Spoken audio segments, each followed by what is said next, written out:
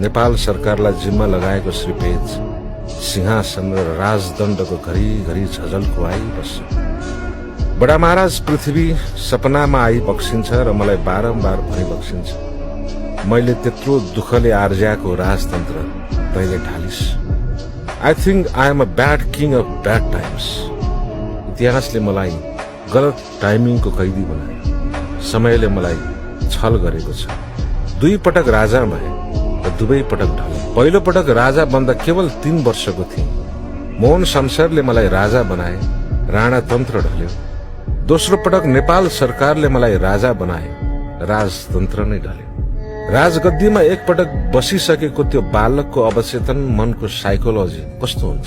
एक्लो दुधे बालकलाई देशमै छाडी हजुरबुबा त्रिभुवन सपरिवार जवाहरलाल नेहरूको देशमा निर्वासन गइबक्स्यो र म राजा बने। दाजु वीरेन्द्र पनि मलाई छाडी सपरिवार मृत्युको देशमा निर्वासन गइबक्स्यो र म राजा बनाए। पटक पटक यस्तो काकताली किन भयो यस्तो काकताली? सबैले छाडी गएपछि म रोजिन्छु र राजा बनाइन्छु। I am indeed a king of bad times.